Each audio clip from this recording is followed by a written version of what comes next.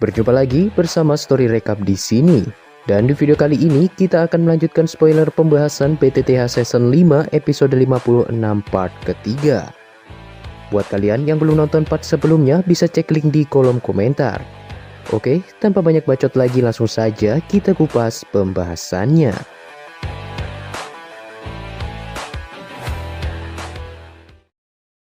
Nah, sementara Xiaoyan dan anggota aliansi lainnya masih dalam perjalanan, kita beralih dulu ke Sekte Yunlan yang saat ini dipenuhi dengan hiasan berwarna merah hingga menutupi seluruh area gunung layaknya sebuah lampion. Mengingat sosok yang akan dinikahkan kali ini adalah pemimpin Sekte Yunlan yaitu Yunzi dengan Raja Pilguhe, maka tidak diragukan lagi hari ini akan menjadi hari yang paling berkesan dalam sejarah Sekte Yunlan. Semua orang yang hadir seketika melupakan masalah besar yang terjadi di ibu kota. Bagi mereka, Sekte Yunlan merupakan tempat teraman karena adanya seorang elit Dozong di sana. Kebisingan terus menggema di seluruh bagian Sekte Yunlan menyusul terbitnya matahari yang cerah di langit. Dari kejauhan terlihat sosok Guhe dan juga Yunsan kini tengah duduk di atas aula. Sesaat kemudian Guhe lantas berkata, "Aku tidak akan membiarkan siapapun mengganggu acara pernikahan antara Yunzi dan aku. Pemimpin sekte, setelah pernikahan ini berakhir, aku berharap kau akan melepaskan segel di tubuh Yunzi, agar aku bisa membawanya pergi keluar." Dengan penuh tipu daya, Yunsan lantas berjanji akan memenuhi permintaan Guhe itu. Guhe kemudian pergi meninggalkan aula besar tersebut.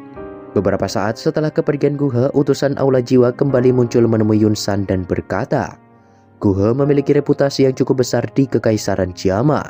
Kita bisa memancingnya agar berhadapan dengan Xiaoyan nanti. Setelah keduanya terluka berat, kita bisa dengan mudah menghancurkan mereka sekaligus. Tetapi kau jangan sampai membunuh Guhe karena aula jiwa menginginkan dirinya." Yunsan pun hanya bisa menuruti permintaan utusan aula jiwa itu. Meskipun di dalam hatinya sebenarnya Yunsan sangat menyayangkan jika harus menyerahkan Guhe ke aula jiwa, mengingat statusnya sebagai alkemis tingkat 6 sangat berguna bagi Sekte Yunlan. Sementara itu, seluruh area lapangan Sekte Yunlan kini telah dipenuhi murid Sekte Yunlan yang berpakaian serba merah. Di tengah lapangan terbuka itu ada panggung pernikahan yang didirikan di atasnya. Saat ini Yunsan sudah duduk rapi di sana untuk menyambut para tamu yang hadir. Begitu pula dengan Guhe yang telah berganti kostum serba merah dan mengucapkan terima kasih kepada para tamu yang hadir di hari pernikahannya. Tak lama kemudian pengantin wanita pun akhirnya tiba. Kebisingan di tempat tersebut seketika menghilang setelah menyaksikan sosok wanita dengan gaun merah yang menutupi wajahnya. Dia perlahan berjalan menuju panggung pernikahan sembari diiringi lebih dari 10 pelayan berwajah cantik mempesona. Yunsan lantas tersenyum sembari mengatakan, "Hari ini aku akan menikahkan muridku Yunzi dengan Guhe di hadapan semua ahli yang ada di Kekaisaran Jiama. Meskipun pada awalnya aku menunjuk Yunzi sebagai penerusku, namun dengan status Guhe saat ini mereka terlihat cocok. Oleh karena itu, menurutku mereka berdua akan benar-benar menjadi pasangan yang serasi." Tepat saat upacara pernikahan akan segera dimulai, tiba-tiba sebuah balok hitam melayang begitu kencang tepat ke arah Yunsan. Seketika Yunsan pun bereaksi dan menangkis pedang tersebut hingga tertancap tak jauh darinya. Suara tawa perlahan bergema di langit yang mengatakan, "Yunsan, kenapa kau harus terburu-buru? Masih belum diputuskan apakah hari ini Sekte Yunlan akan mengadakan pernikahan atau malah pemakaman." Kemunculan sejumlah besar orang ini seketika menyebabkan keributan di seluruh area lapangan Sekte Yunlan. Setelah melihat seluruh pasukan itu memiliki sayap doki, semua orang pun sadar bahwa mereka semua setidaknya adalah praktisi doang. Sekte Yunlan sekalipun sepertinya tidak akan sanggup jika harus mengumpulkan doang sebanyak ini dengan kekuatan mereka. Ekspresi Yunsan secara perlahan berubah menjadi suram.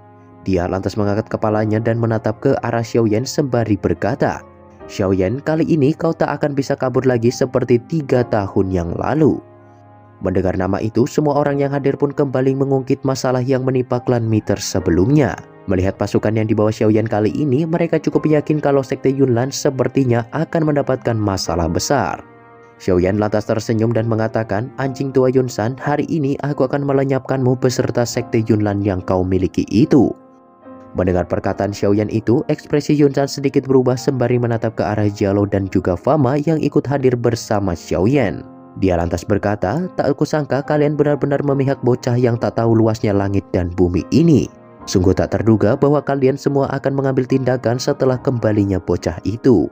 Begitu suara Yunsan terdengar, seluruh tetua sekte Yunlan pun akhirnya muncul dan siap menunggu perintah selanjutnya dari Yunsan.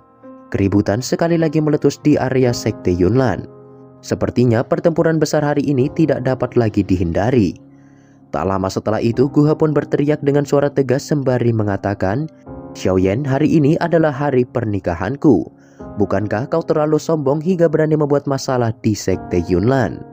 Pernikahan katamu, pengantin wanita hanyalah boneka yang dikendalikan oleh orang lain. Menurutku, semua ini tidak pantas disebut dengan pernikahan," ucap Xiaoyan sembari menatap ke arah Yunzi yang saat itu tertutup dengan gaun merah.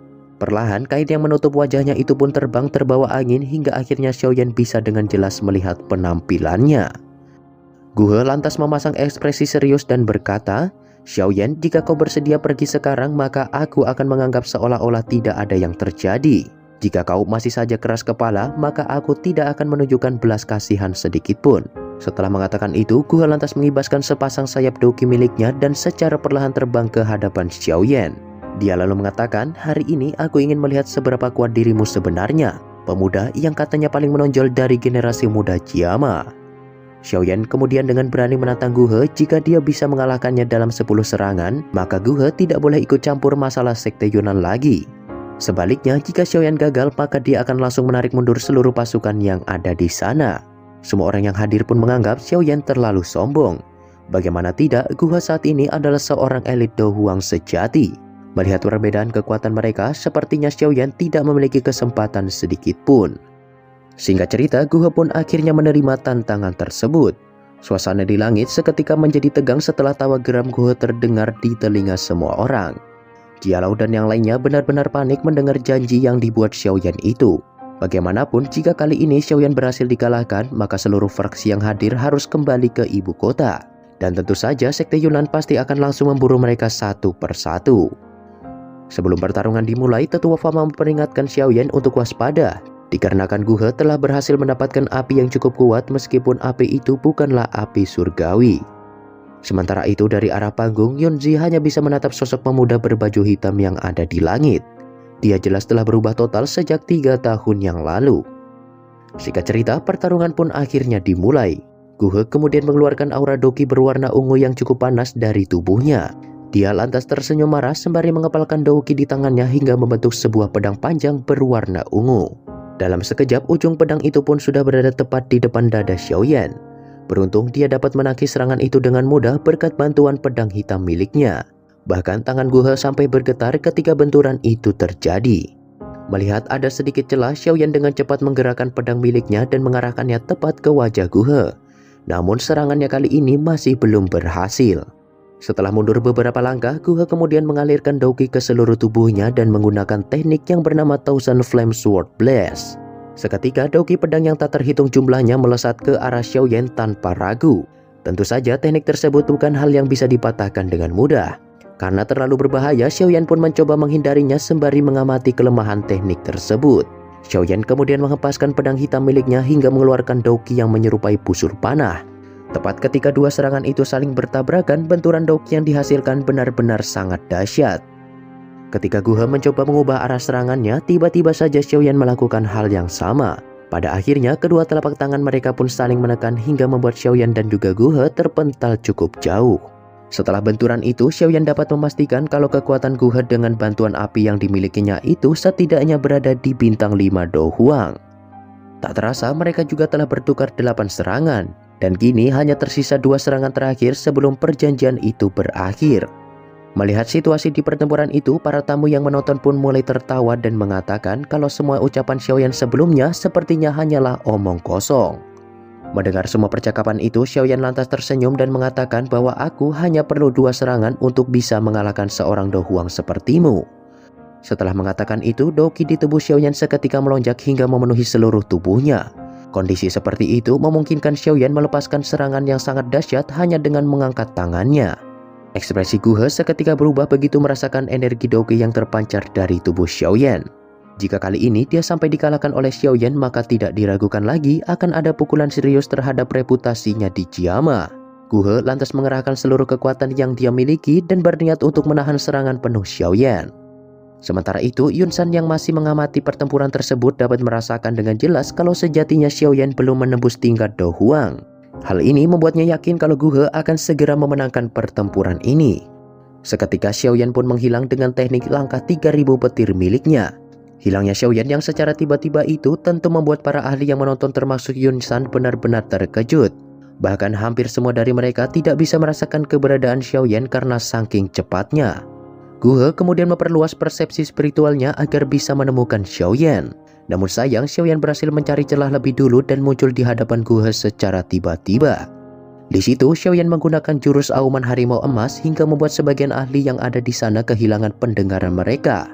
Bahkan ada juga yang sampai pingsan. Setelah menerima gelombang ultrasonik tersebut, Guhe pun menjadi linglung sejenak. Tak lama setelah itu, dia pun akhirnya pulih dan langsung mengerahkan douki berwarna ungu dari tubuhnya hingga membentuk wujud seekor burung elang. Melihat serangan berbahaya yang akan dilancarkan Guhe, Xiaoyan kemudian menekan api hijau di tangannya hingga menyusut menjadi lapisan semacam lendir. Hal ini merupakan teknik yang baru dipelajari Xiaoyan dari perubahan api surgawi. Dengan kekuatannya saat ini, dia belum mampu menggunakannya di seluruh tubuh. Tinju Xiaoyan yang tampaknya lemah itu pun akhirnya bertabrakan dengan elang besar yang diciptakan Guhe sebelumnya. Seketika benturan douki ini meletus hebat mengguncang bumi layaknya guntur yang bergemuruh. Saking dahsyatnya, seseorang masih bisa merasakannya dari jarak 100 km. Segera setelah benturan itu terjadi, api hijau Xiaoyan pun mendominasi area pertempuran dan melenyapkan api ungu Guhe secara perlahan. Hal ini menunjukkan dengan jelas seberapa jauh perbedaan antara api biasa dengan api surgawi. Guhe kemudian terhempas ke lapangan dengan luka yang sangat parah. Seteguk darah segar pun ia muntahkan di hadapan semua orang. Ekspresi Guhe terlihat pucat saat dia mendarat di tanah. Dia jelas mengerti bahwa kekuatan yang dilepaskan Xiaoyan sebelumnya adalah sesuatu yang tak mungkin bisa dia hadapi. Selain itu, Guhe juga tahu kalau di saat terakhir Xiaoyan menarik sedikit kekuatannya, jika tidak, saat ini mungkin dirinya sudah benar-benar menjadi seorang mayat. Seluruh lapangan sekte Yunlan pun seketika menjadi sunyi dan tak menyangka. Bocah yang baru berusia 20 tahunan itu benar-benar mampu mengalahkan seorang elit Do Huang hanya dengan 10 serangan. Jialau dan yang lainnya benar-benar terkejut setelah melihat serangan mematikan yang baru saja ditunjukkan oleh Xiaoyan. Mereka yakin serangan sekuat itu seharusnya hanya bisa ditahan oleh Kaisar Es dan juga Jialau. Nah, setelah pertempuran melawan Guhe telah benar-benar berakhir, Xiaoyan lantas meminum beberapa pil sekaligus untuk memulihkan kekuatan douki miliknya. Hal ini memungkinkan Xiaoyan dapat memulihkan diri jauh lebih cepat dari orang lain. Sehingga Kaisar Es dan yang lainnya tak perlu khawatir dengan pertempuran besar selanjutnya.